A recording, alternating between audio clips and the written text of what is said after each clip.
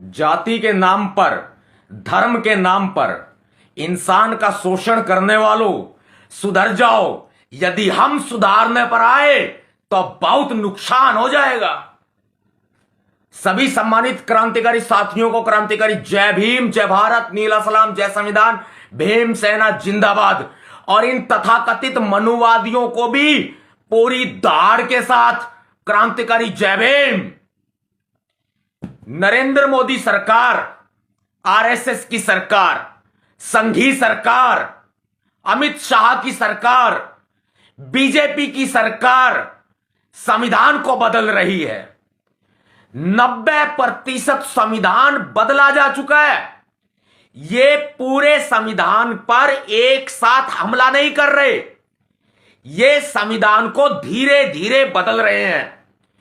अभी देश के गृह मंत्री अमित शाह ने संसद में एक विधेयक प्रस्तुत किया है, जिस विधेयक में आईपीसी यानी कि इंडियन पीनल कोड 1860 और सीआरपीसी और एविडेंस एक्ट, इनको बदलने की पूरी रूपरेखा संसद में प्रस्ताव के रूप में, विधेयक के रूप में रखी है। और संसद में भारतीय जनता पार्टी का बहुमत है। ये लोग इस विधेयक को पास भी करा लेंगे। इस बिल को पास करा करके लोकसभा में, ये लोग राज्यसभा में भेज करके वहां से भी पास करा लेंगे। और राष्ट्रपति भी इन्हीं का ही नियुक्त किया हुआ है, ये राष्ट्रपति के हस्ताक्षर भी करवा लेंगे। आईपीसी को, सीआरपीसी को और इंडियन एविडेंस एक्ट को बदलने का आखिर औचित्य क्या है? आप जो धाराएं आईपीसी की और सीआरपीसी की हैं, जो इंडियन एविडेंस एक्ट की धाराएं हैं, भारतीय साक्ष्य अधिनियम की, आप उनका नाम बदल लेते, हमें कोई आपत्ति नहीं होती। जैसे अभी आप कह रहे हैं कि जो आपराधिक न्याय संहिता है, जो भारतीय दंड संहिता है, जिसको हम इंग्लिश में इंडियन पीनल कोड कहते हैं और हिंदी में भारतीय दंड संहिता कहते हैं, इसका नाम बदलकर आपने जो रखा है वो भारतीय न्याय जो रखा है आपने, आप ये रख लेते, हमें कोई प्रॉब्लम नहीं थी। धाराएं तो नहीं बदलते, भारतीय न्याय संहिता आप नाम रख लेते, हमें कोई दिक्कत नहीं थी। लेकिन धाराएं तो नहीं बदलते। इन धाराओं के बदलने से कितना व्यापक असर पड़ेगा आपको मालूम है? मैं उदाहरण के लिए बता देता हूं। जो मर्डर की धारा है 302, उस 302 धारा को बदल करके जैसे इन्होंने 101 किया है। अब ये धाराएं बदलने का मतलब है सारा का सारा एलएलबी का सिलेबस, एलएलएम का सिलेबस, कानून का सिलेबस सारा बदलना पड़ेगा। सभी यूनिवर्सिटीज को और सभी कॉलेजेस को बदलना पड़ेगा। यहां तक कि जो इंडियन बार काउंसिल है, उसके कानूनों में भी बहुत तरह के बदलाव करने पड़ेंगे। और जो एडवोकेट एक्ट है, उसमें भी बहुत तरह के बदलाव करने पड़ेंगे। यहां तक कि दोबारा से स्टडी करनी पड़ेगी वकीलों को भी और जजों को भी। आपने एक बहुत बड़ा क्वेश्चन मार्क, एक प्रश्न चिन्ह लगा दिया है देश की व्यवस्था के ऊपर, देश के सिस्टम के ऊपर। यह संविधान को बदलने की घटना है, हम इसको ऐसे ही नहीं देख सकते। और मैं चिल्ला चिल्ला कर कह रहा हूं, बार बार कह रहा हूं, पूरे देश को कह रहा हूं, पूरी दुनिया को कह रहा हूं कि भारतीय जनता पार्टी, बीजेपी की सरकार भारत के संविधान को बदल रही है। लेकिन सभी को मतलब रोटी खाने से है, बस रोटी मिलनी चाहिए, काम धंधा चलना चाहिए, बिजनेस व्यापार होना चाहिए, नौकरी चलनी चाहिए। और जो सरकारी नौकरी में बैठ करके बाबा साहब के खून पसीने की कमाई और बाबा साहब अंबेडकर जी के बच्चों का जो कफन उन्होंने अपने ऊपर ओढ़ा था ना, जो जिस कफन में लपेटा गया था, उस कफन की राख को अपने खाने में मिला के खा रहे हैं सरकारी नौकरी वाले, और बाबा साहब के विचारों की हत्या कर रहे हैं। इससे बड़ी बात मैं नहीं कह सकता। बाबा साहब के बच्चों तक ने भी अंबेडकर मिशन पर अपनी कुर्बानियां दी हैं।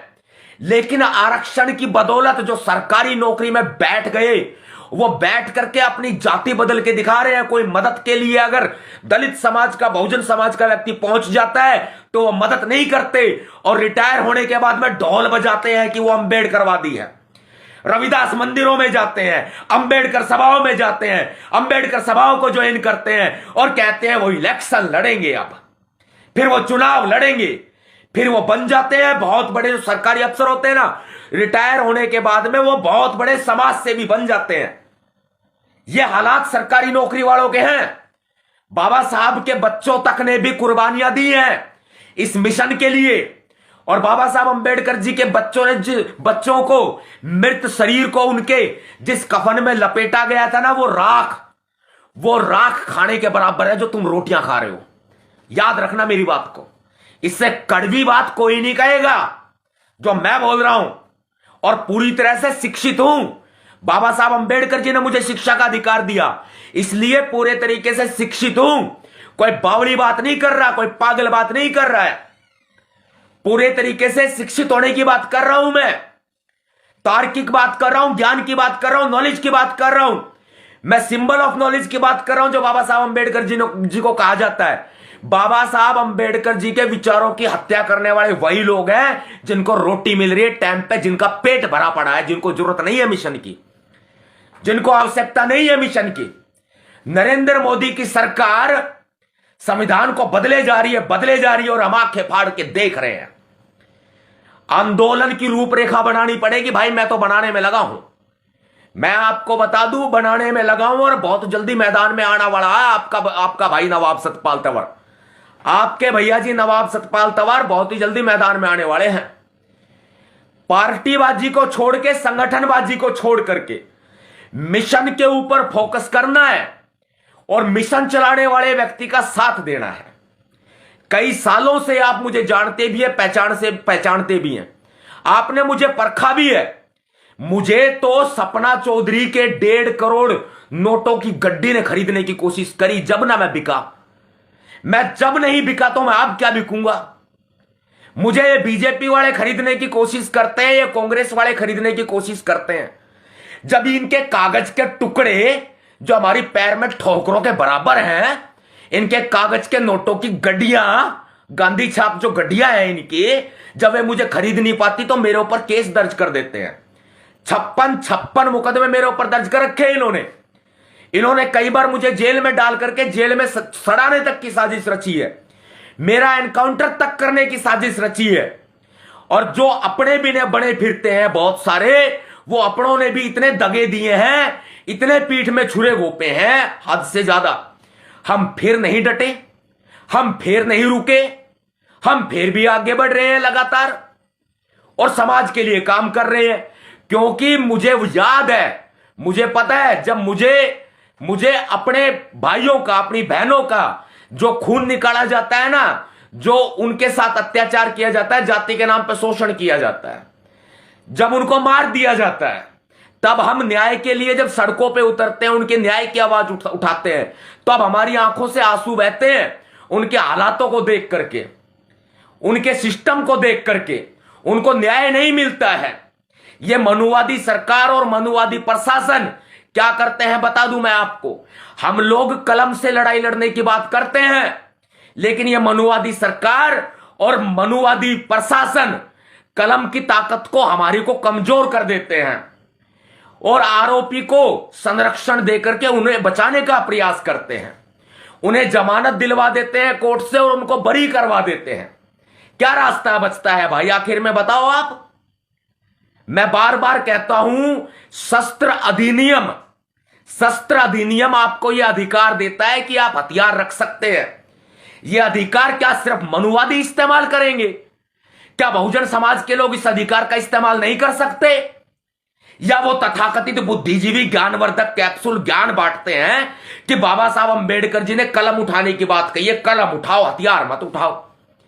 भाई हमें तो बाबा साहब अंबेडकर जी ने कहा है हथियार उठाओ, हमें तो बाबा साहब अंबेडकर जी ने संविधान में लिख के दिया है हथियार उठाओ, हमें तो बाबा साहब अंबेडकर जी ने शस्त्र अधिनियम, आयुध अधिनियम, आर्म्स एक्ट बना करके दिया है, उसमें अधिकार दिए हैं हथियार उठाने के भी, लाइसेंसी हथियार रखने के भी अधिकार दिए हैं। अपना लाइसेंस प्राप्त करो भाई, उठाओ, अपनी रक्षा करो, अपने परिवार की रक्षा करो।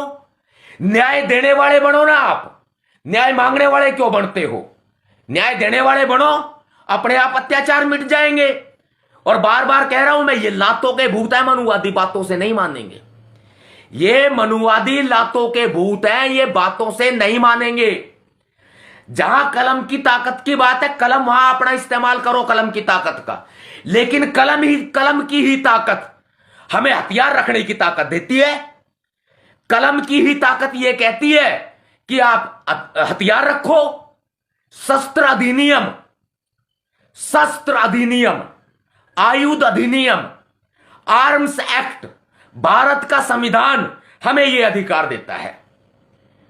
भारत का सुप्रीम कोर्ट ऑफ इंडिया यह गाइडलाइन देता है, निर्देश देता है, अधिकार देता है, आदेश देता है कि आप हथियार रखिए। और यदि कोई आपके ऊपर हमला करता है, आपके घर में घुस के, आपके बहन बेटियों को, मैं सुप्रीम कोर्ट की गाइडलाइन बता देता हूं, आपकी बहन बेटियों की अस्मिता को खतरा है, उनकी इज्जत को खतरा है, आपके घर में चोरी होने का खतरा है, आपके घर में लुटेरे घुस जाते हैं, चोर घुस जाते हैं, मारपीट करने वाले घुस जाते हैं, जमीन पर कब्जा करने वाले घुस जाते हैं, आपका शोषण करने वाले, मार पिटाई करने वाले घुस जाते हैं, जाति सूचक शब्दों से अपमानित करने वाले घुस जाते हैं, आपके घर में कोई गुंडा, चोर, उचक्का, बदमाश कोई भी घुस जाता है। और आपके पास में अगर लाठी भी है, सुप्रीम कोर्ट ने कहा है लाठी एक हथियार नहीं है, लाठी रखो, लाठी रखो, लाठी हथियार नहीं है, सुप्रीम कोर्ट ने कहा है। अगर आपको हथियार रखना है, जैसे बंदूक है, तलवार है, और चीजें हैं, आप लाइसेंस लो। लाइसेंस लेने में ज्यादा पैसे नहीं लगते हैं, आप लाइसेंस लो, लाइसेंस लेकर के अपने घर में रखो। सुप्रीम कोर्ट ने बकायदा कहा है, यदि अपने परिवार की, अपनी संपत्ति की, अपनी इज्जत की, अपने मान सम्मान की, अपने स्वाभिमान की रक्षा करते हुए यदि सामने वाले व्यक्ति को चोट लग जाती है या फिर उसका मर्डर हो जाता है, उसकी हत्या हो जाती है, ऐसे में आपके ऊपर 302 का मुकदमा नहीं चलेगा। यदि कोई पुलिस आपके ऊपर 302 का मुकदमा अगर लगा देती है तो सुप्रीम कोर्ट, हाई कोर्ट उसको खत्म कर देंगे, या फिर उसकी धारा बदल करके 304 जो गैर इरादतन हत्या की धारा है, जिसमें बचाव किया गया है अपना, उसमें मुकदमा चलेगा। गैर इरादतन हत्या का मैं बहुत बड़ी नॉलेज दे रहा हूं आपको, क्योंकि तथाकथित बुद्धिजीवी ज्ञानवर्धक कैप्सूलों की दुकान चलती है, इसलिए वो आपको झूठा ज्ञान देते हैं, गलत ज्ञान देते हैं, कलम उठाने की बात करते हैं, सिर्फ अपनी आत्मसम्मान की रक्षा की वो बात नहीं करते। अब यहां मनुवादी जो है ना, मनुवादी एक से बढ़ के एक आ रहे हैं, निकल निकल के। एक तो वो बागेश्वर धाम वाला पंडा है, बागेश्वर बाबा, एक तो बागेश्वर धाम वाला पंडा है वो धीरेन्द्र कुमार शास्त्री उर्फ ढिल्लू, इसको ढिल्लू कहा जाता था बचपन में, युवावस्था में। अभी भी इसके गांव में इसको ढिल्लू ढिल्लू कहते हैं, धीरेन्द्र शास्त्री को। एक तो ये हिंदू राष्ट्र बनाने की मांग कर रहा है बार बार, एक ये देवकी नंदन कुरकुरा, देवकी टंडन कुरकुरा, जिसका नाम है देवकी नंदन ठाकुर, और हम कहते हैं उसको देवकी नंदन कुरकुरा, सारी दुनिया कहती है देवकी टंडन कुरकुरा। ये व्यक्ति जो है ये हिंदू राष्ट्र बनाने की बात कर रहा है। इनके हाल देखो, इनके ढंग देखो, ये ट्रांसजेंडर, सॉरी ठीक से नहीं बोल पाया था, ट्रांसजेंडर है ये। अब ट्रांसजेंडर का मतलब क्या होता है आप समझ जाओ, क्योंकि जो ये बागेश्वर धाम वाला पंडा है ना, ये एक तो इसकी हरकतें देखो, cut cut cut cut cut cut ऐसे करता है ये, और बात बात में बात करते करते ऐसे। ये किसकी निशानी है भाई? ओ पखंडी, ओ बागेश्वर वाले, ये किसकी निशानी? ये कौन करते हैं? ये करते हैं ट्रांसजेंडर, जिसे बोलते हैं हिजड़ा। हिंदी में बता दू, तू हम संस्कृति की बात करते हो ना, तुम लोग संस्कृति की बात करते हो, ये है हिजड़ा। आपको बताऊं बात में, ये लोग हिंदू राष्ट्र बनाने की मांग कर रहे हैं, और देश की सरकार संविधान बदल रही है, ये बनाएंगे हिंदू राष्ट्र। देश की सरकार संविधान बदल रही है, आपके सामने है। मैं अपनी अभिव्यक्ति की आजादी के तहत इस बात को रख रहा हूं। भारतीय संविधान का 19(1) अनुच्छेद मुझे यह अधिकार देता है। मेरा किसी की व्यक्तिगत भावनाओं को ठेस पहुंचाने का कोई भी मकसद नहीं है, यह मैं क्लियर कर देता हूं। अगर किसी भी तरीके से मुझे गलत तरीके से फंसाने की किसी कोशिश की जाती है किसी भी एफआईआर में, किसी भी चीज में, तो मैं माननीय न्यायालय के समक्ष, पूरी पब्लिक के समक्ष, जनता की अदालत के समक्ष मैं ये बात कहता हूं कि किसी की व्यक्तिगत भावनाओं को ठेस पहुंचाना मेरा मकसद नहीं है। मैं अभिव्यक्ति की आजादी के तहत मैं बात कर रहा हूं। भारत देश का संविधान मुझे मौलिक अधिकार देता है, भारत देश का संविधान मुझे स्वतंत्रता देता है।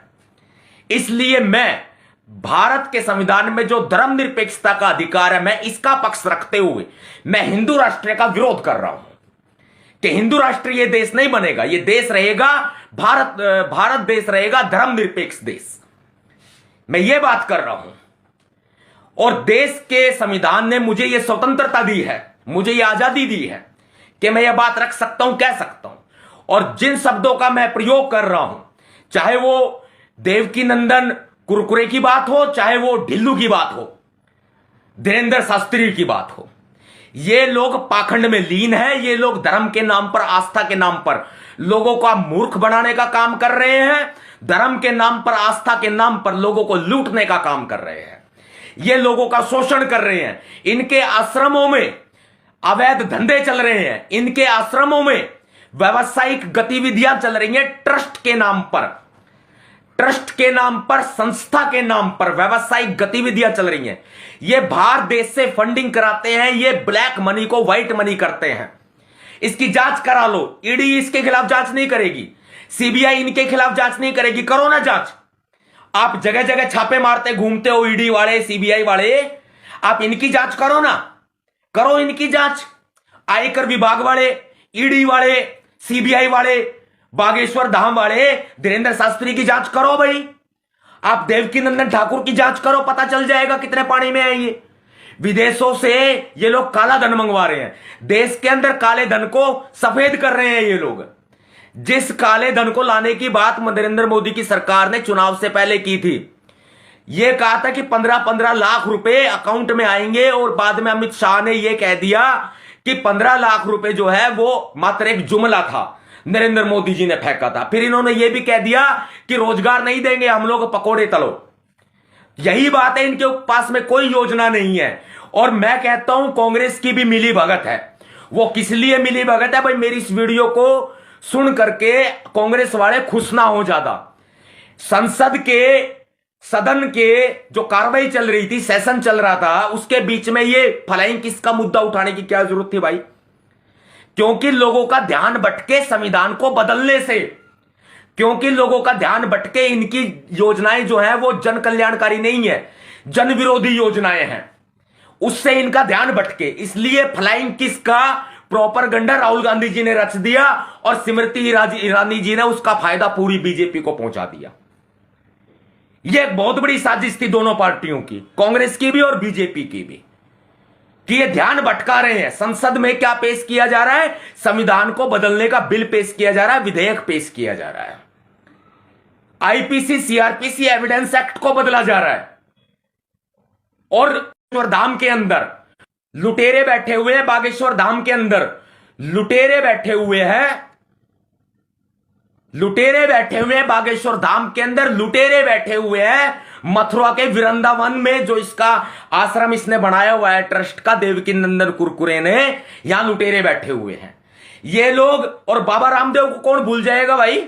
ये स्वाभिमान ट्रस्ट के नाम से जो ट्रस्ट चला रहा है और पतंजलि योगपीठ के नाम से ट्रस्ट चला रहा है, इसने भी खूब दबा करके, ये देश का सबसे बड़ा बिजनेसमैन है, अडानी और अंबानी से बड़ा, ये ध्यान रखना। इससे पहले ये फकीर कहलाता था, योगी कहलाता था, लेकिन अब ये बिजनेसमैन बन चुका है, देश का सबसे बड़ा बिजनेसमैन है ये बाबा रामदेव। इन्होंने खूब काले धन को व्हाइट किया है, इनकी जांच करो ना। और ये मनुवादी जो ये सोचते हैं कि आप अगर बहुजन समाज, दलित व्यक्तियों के ऊपर अत्याचार करके उनको दबा लेंगे तो भूलो मत, समंदर खामोश है, समंदर की खामोशी को समंदर की मजबूरी मत समझो। जिस दिन समंदर में तूफान आया ना, सुनामी आएगी और सारे मनुवादियों को ले डूबेगी, याद रखना।